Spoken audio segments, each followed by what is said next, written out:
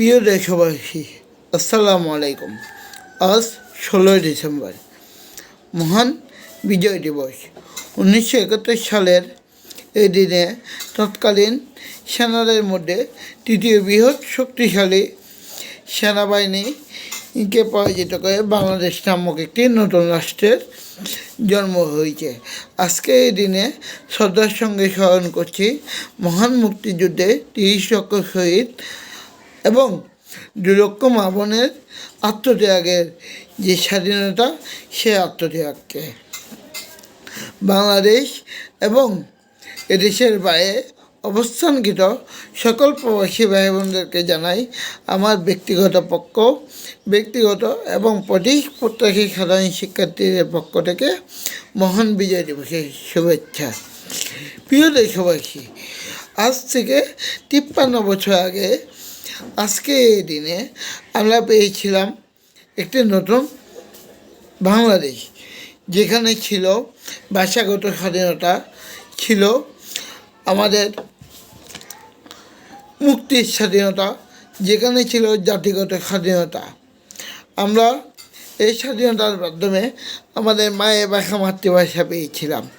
আমরা পেয়েছিলাম নতুন একটি দেশ, আমরা পেয়েছিলাম নতুন একটি পতাকা, আমরা পেয়েছিলাম নতুন একটি জাতীয় সঙ্গীত।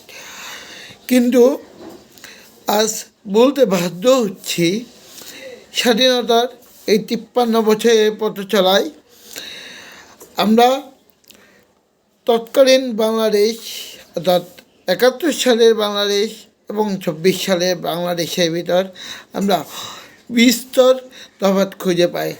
আমরা একটি নতুন স্বাধীনতা পেলেও আমরা অর্থনৈতিকভাবে স্বাধীনতা অর্জন করতে সক্ষম হয়নি। তার পিছনে মূল কারণ ছিল বর্তমান এই দেশের তরুণ যুব সমাজকে মূল্যায়ন না করা। আপনারা জানেন, আমরা ইতিমধ্যে বাংলাদেশে একটি আন্দোলন চলমান আছে, যে আন্দোলন সাধারণ শিক্ষার্থীদের আন্দোলন। 35-এর পক্ষে যে আন্দোলন, 35-এর পক্ষে আন্দোলন। আপনারা জানেন, আমরা বাঙালি জাতি হিসেবে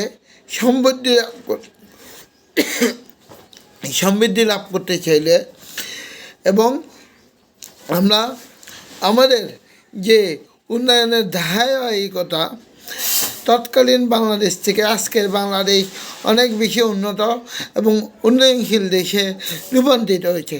সে উন্নয়নশীল দেশ থেকে আমরা যদি উন্নত রাষ্ট্রের দিকে আমরা মাথা তুলে থাকাই, তাহলে দেখতে পারবো আমেরিকা, শ্রীলঙ্কা, সিঙ্গাপুর, মালয়েশিয়ার চেয়ে আমরা অনেক বেশি পিছিয়ে আছে। তার প্রথম এবং প্রধান কারণ হচ্ছে আমাদের বাংলাদেশে শিক্ষিত বেকারের সংখ্যা অনেক বেশি পরিমাণে বেড়ে গিয়েছে।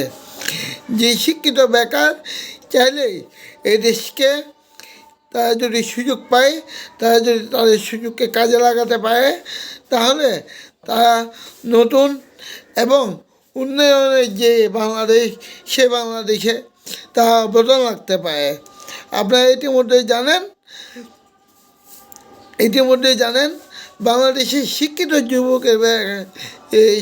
বেকারের সংখ্যা অনেক পরিমাণের। আমরা সেই শিক্ষিত বেকারকে কাজে লাগানোর জন্য মাননীয় সরকারের প্রধান উপদেষ্টা মহোদয়ের কাছে আমরা একটি আবেদন করেছিলাম, যে আবেদনের প্রেক্ষিতে চাকরিতে বয়সের প্রবেশ সীমা 35 এবং ক্ষেত্র বিশেষে উন্মুক্ত করার জন্য আমরা একটি দাবি জানিয়ে এসেছি। আমরা আপনাদের মাঝে বাংলাদেশ রাষ্ট্র ব্যবস্থাকে শুধুমাত্র এটুকু জানান দিতে চাই যে শিক্ষিত বেকার যুব সমাজ রাষ্ট্রের কাছে বিনা যোগ্যতায় চাকরি চায়নি, তা সুনির্দিষ্ট পরীক্ষার মাধ্যমে নিজের যোগ্যতাকে প্রমাণ করে চাকরি পেতে চেয়েছিল। তা আমি আজকে এই মহান বিজয়ের দিনে আমি আপনাদেরকে বলতে চাই, আমার এই ভিডিও বার্তার মাধ্যমে আপনাদেরকে জানান দিতে চাই, যদি তারা তা প্রমাণে ব্যর্থ হয় তাহলে তাদের তারা তাদের ব্যর্থতার দায় মেনে নেবে এবং নিজের যোগ্যতা প্রমাণের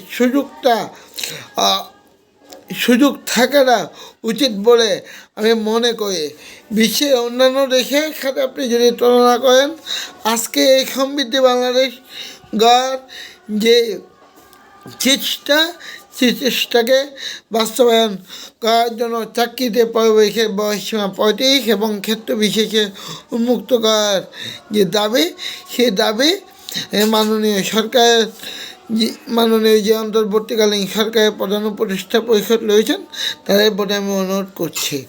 প্রিয় দেশবাসী, আজকে এই মহান বিজয় দিবসে আমাদের বাংলাদেশে অর্থনৈতিক বিজয়ের কাঙ্ক্ষিত লক্ষ্যে পৌঁছাতে চাকরির প্রবেশের বয়সসীমা 35 এবং ক্ষেত্র বিশেষে উন্মুক্ত করার দাবি জানিয়ে আমি আবারও আপনাদেরকে মহান বিজয় দিবসের শুভেচ্ছা জানাচ্ছি। ধন্যবাদ সবাইকে। আসসালামু আলাইকুম। ভালো থাকবেন, সুস্থ থাকবেন।